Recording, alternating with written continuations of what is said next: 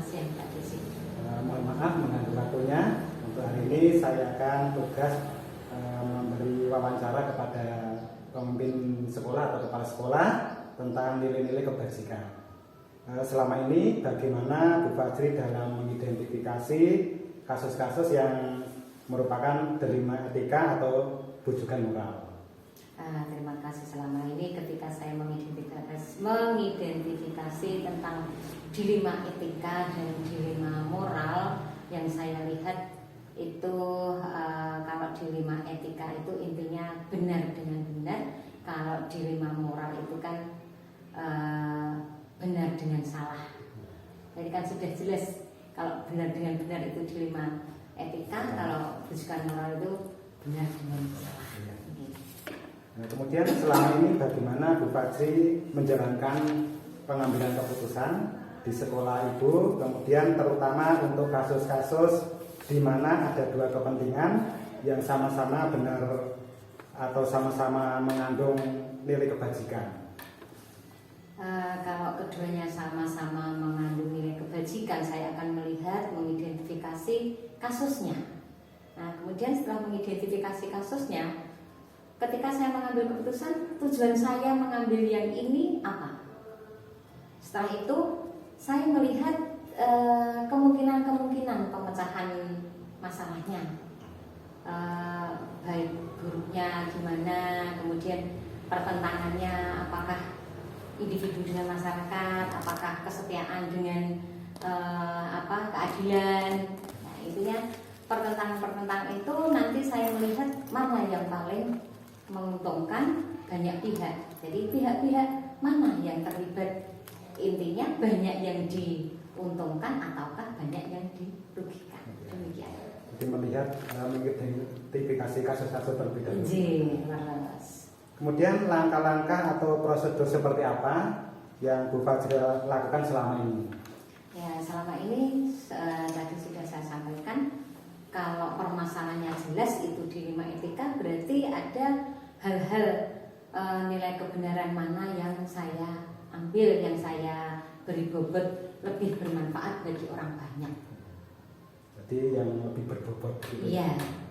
Jadi hal-hal apa saja yang selama ini Bu Fajri anggap efektif dalam pengambilan keputusan pada kasus-kasus dilema etika tersebut? Saya melibatkan pihak lain, contohnya dengan teman-teman, kalau itu hubungannya dengan situasi sekolah ya, kemudian dengan komite, dengan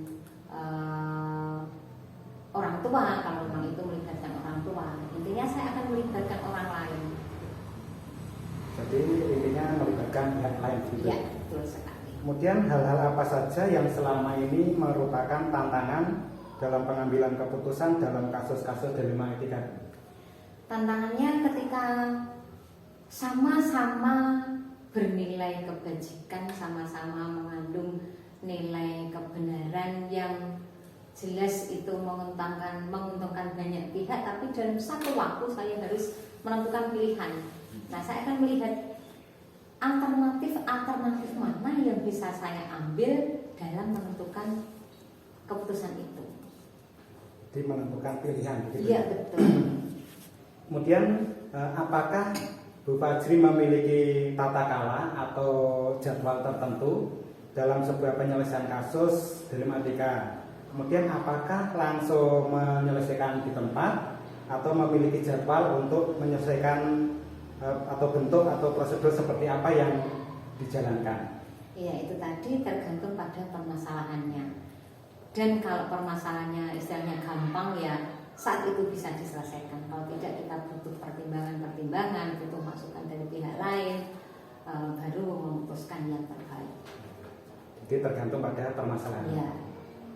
Kemudian adakah seseorang atau faktor-faktor apa yang selama ini mempermudah atau membantu Bu Fajri dalam pengambilan keputusan dalam kasus-kasus dilema etika? Ya, faktor SDM ya. Saya punya teman-teman guru, saya punya staf, saya punya orang tua murid, punya masyarakat, ini mereka yang membantu saya. Untuk pertanyaan terakhir Bu, dari semua hal yang telah disampaikan, pembelajaran apa yang dapat Ibu petik dari pengalaman Ibu dalam mengambil keputusan dilema etika? Ya, dalam mengambil keputusan dilema etika itu yang pertama jelas ya, nilai kebajikan yang kita pertimbangkan. Yang pertama, yang kedua, sejauh mungkin istilahnya kejahatan itu lebih sedikit daripada kebaikan yang dimunculkan, yang muncul, demikian. Dan yang terakhir, kita harus melibatkan banyak pihak. Kita punya tim, kita punya teman, kita punya rekan yang bisa memberikan kita pertimbangan-pertimbangan. Demikian. Saling kerjasama. Iya, betul. Baik Bu, terima kasih untuk waktunya. Terima kasih atas ilmunya yang bisa saya dapatkan, nanti bisa saya kembangkan untuk di kemudian hari. Amin. Terima kasih Bu Fajri atas Sama-sama. waktunya.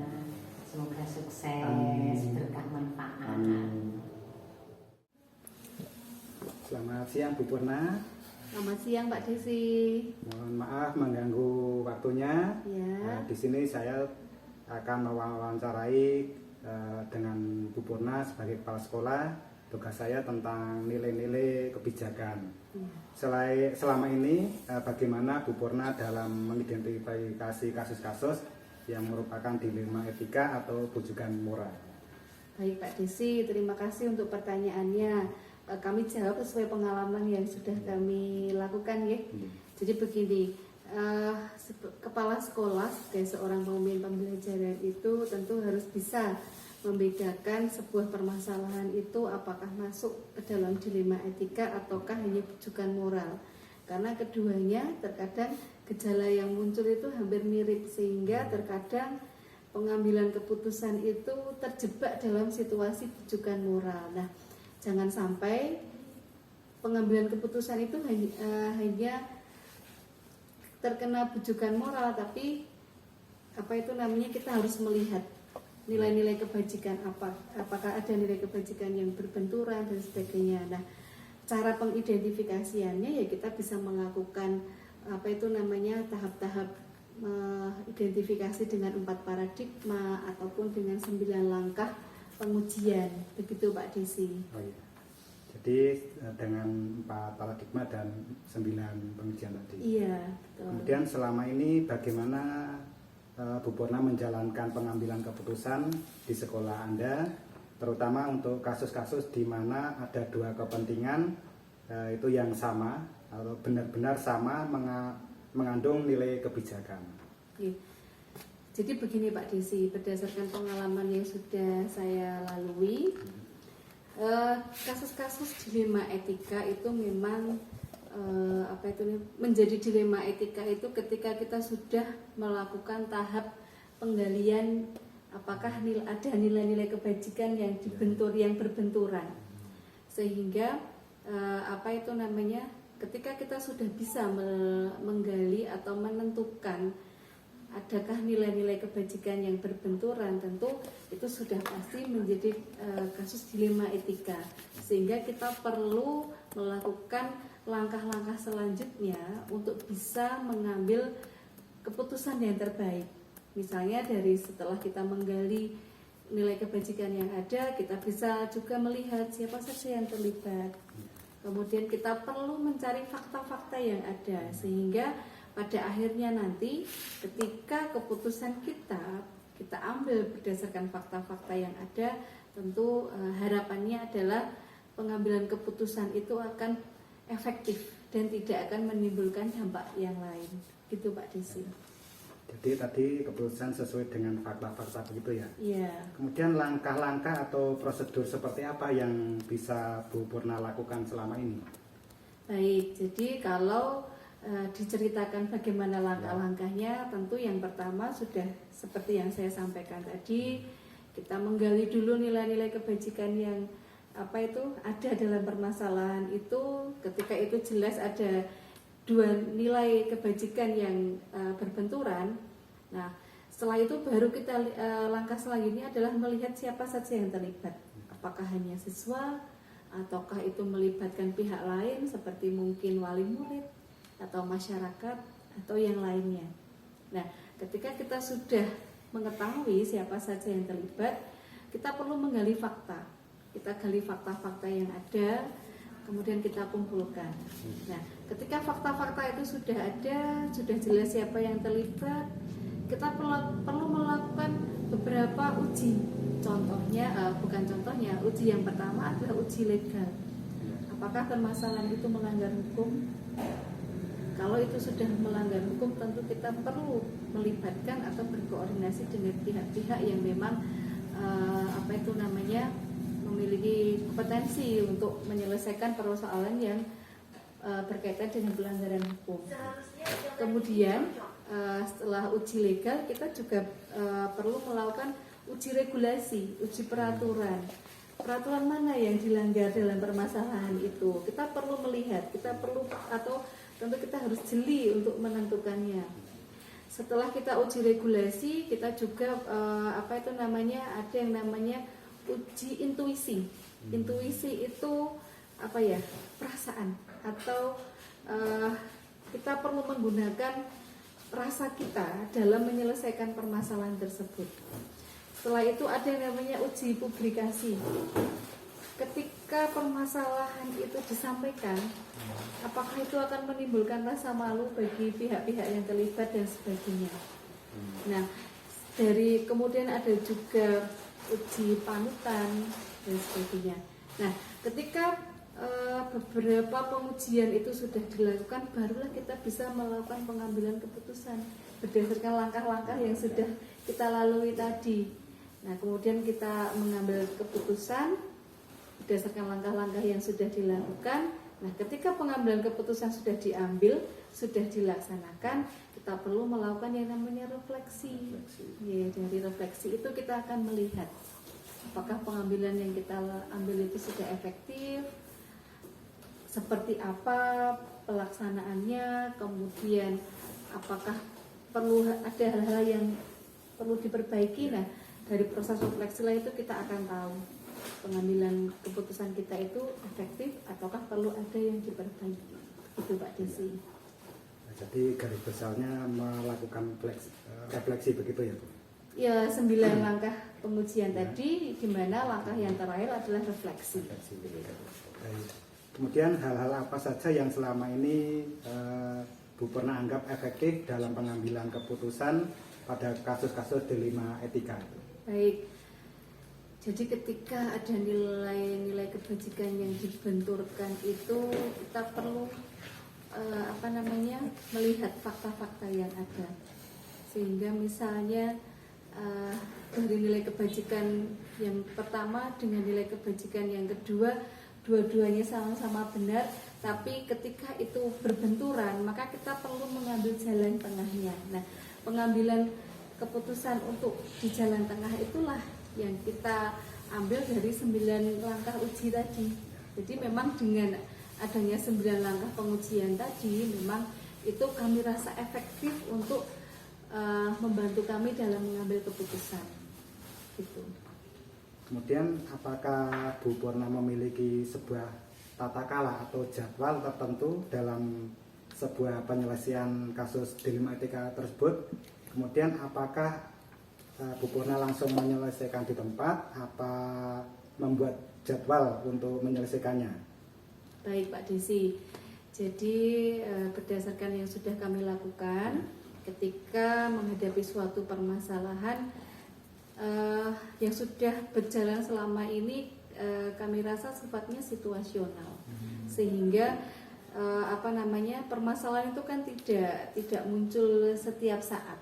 Sehingga ketika muncul sebuah permasalahan perlu kita lihat apakah ini hanya melibatkan siswa saja, atau mungkin hanya melibatkan guru saja, atau mungkin melibatkan pihak lain. Nah, itu kalau hanya melibatkan satu pihak saja, misalnya hanya siswa saja atau hanya guru saja, tentu mungkin kita bisa menyelesaikan langsung saat itu juga. Tapi ketika itu melibatkan banyak pihak, tentu kita tidak bisa langsung pada saat itu. Kita perlu membuat jadwal untuk mempertemukan, untuk mungkin ada proses mediasi dan sebagainya. Seperti itu Pak Desi. Jadi sifatnya Situasional, betul. Kemudian adakah seseorang atau faktor-faktor apa yang selama ini mempengaruhi atau membantu Bu Purna dalam mengambil keputusan dalam kasus-kasus dilema etika itu? Baik, hal-hal yang membantu tentu saja tadi proses 9 langkah pengujian tadi, ya, karena dari situ ketika kita benar-benar melaksanakan step by stepnya itu akan sangat membantu sekali dalam pengambilan keputusan. Begitu Pak Desi. Baik Bu Purna, untuk pertanyaan terakhir, Ya. dari semua hal-hal yang telah disampaikan, kemudian pembelajaran apa yang dapat Anda petik dalam pengalaman Anda pengambilan keputusan dalam dilema etika tersebut? Baik, pembelajarannya banyak sekali Pak Desi, terutama memang ketika kita diberi tugas untuk menjadi seorang kepala sekolah, sebagai seorang pemimpin di sebuah sekolah, memanglah itu menjadi bahwa memang kita harus punya sifat bijaksana, dalam artian ketika kita bisa bersikap bijaksana, bersikap adil, walaupun adil itu tidak harus sama, ya kan? Nah, sehingga dalam proses mencapai itu sangat terbantu sekali dengan adanya 4 paradigma, 9 langkah pengujian itu, karena memang itu menjadi sebuah pembelajaran yang baik sekali bagi seorang kepala sekolah untuk bisa melakukan langkah-langkah pengambilan keputusan agar pengambilan keputusan yang diambil itu tidak merugikan salah satu pihak atau mungkin merugikan pihak lain, dan keputusan yang diambil itu bisa efektif dan juga tidak menimbulkan permasalahan yang lainnya. Begitu Pak Desi. Baik, terima kasih Bu Purna sudah meluangkan waktu untuk saya bisa memberikan ilmu kepada saya. Semoga di sekolah Ibu Purna bisa lebih maju, Amin. bisa menyelesaikan tugas-tugas yang ditambahkan. Amin ya. Terima kasih Bu Purna. Sama-sama Pak Desi, sukses selalu. Amin, terima kasih. Ya. Selamat pagi Bu Wiryani. Selamat pagi Pak Desi. Mohon maaf saya mengganggu waktunya. Saya akan melaksanakan wawancara tentang kepemimpinan sekolah, yaitu nilai-nilai kebajikan. Selama ini bagaimana Ibu Ir dapat mengidentifikasi kasus-kasus yang merupakan dilema etika atau bujukan moral?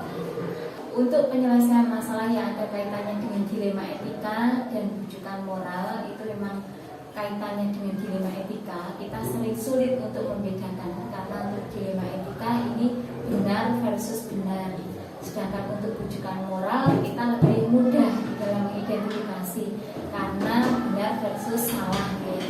Untuk dilema etika dalam menyelesaikan permasalahan itu kita harus benar-benar jeli di dalam menyelesaikannya dan jangan sampai gegabah, supaya nanti hasil yang kita ambil itu tidak merugikan salah satu pihak.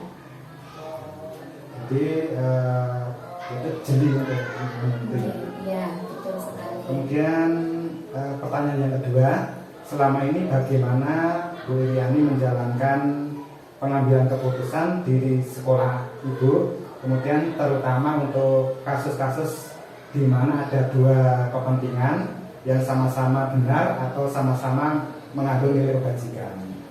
Ketika kita menghadapi kasus yang sama-sama benar, dan ini kaitannya dengan dilema etika tadi, yang pertama kita harus identifikasi dulu. Sebenarnya ini kasus ini permasalahannya itu pertentangannya di nilai yang mana?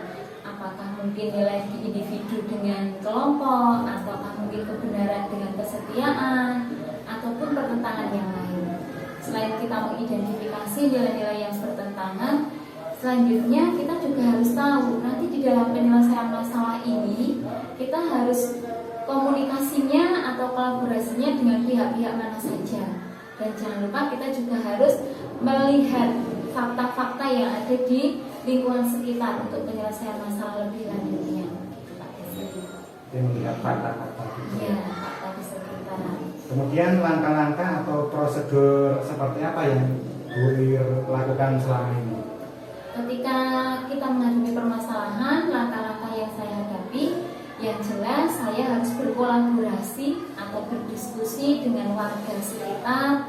Mungkin kita butuh komunikasi dengan Bapak Ibu guru yang ada di sekolah, juga komite sekolah, atau mungkin pemangku kepentingan yang lain.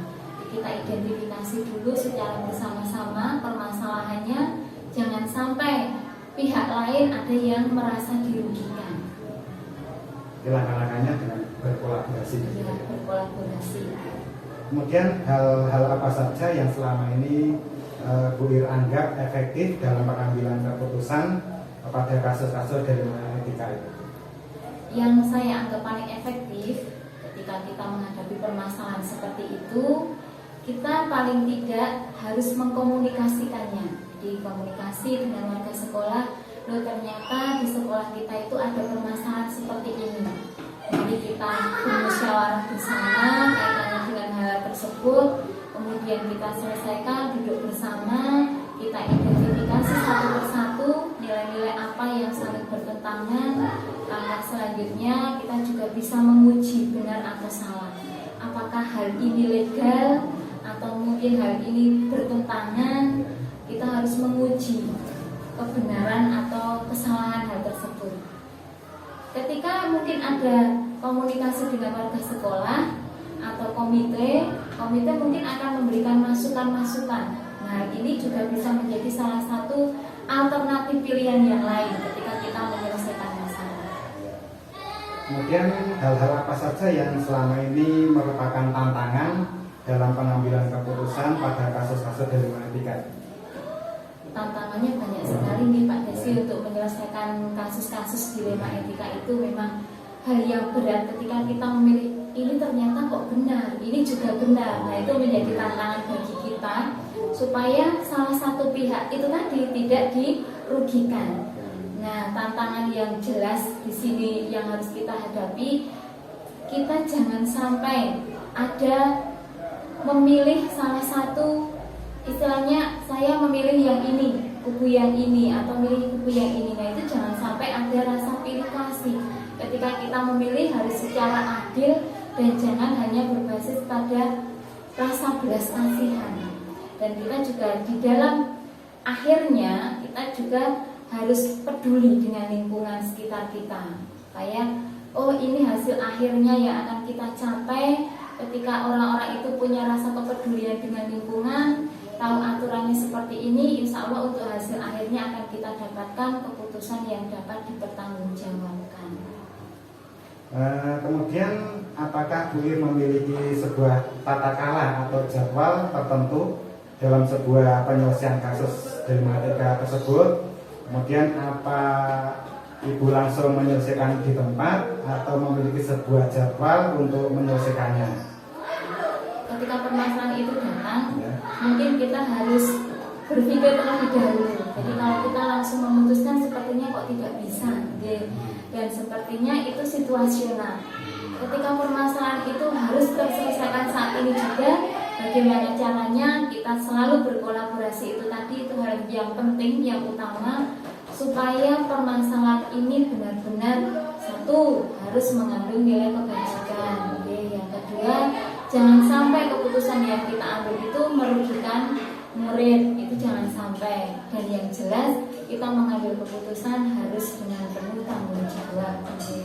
Sifatnya situasional. Iya, situasional untuk pengambilan keputusan itu.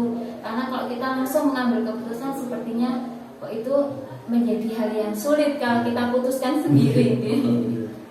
Kemudian adakah seseorang atau faktor-faktor yang selama ini mempermudah atau membantu Bu Ir dalam pengambilan keputusan dalam kasus-kasus dilema etika tersebut?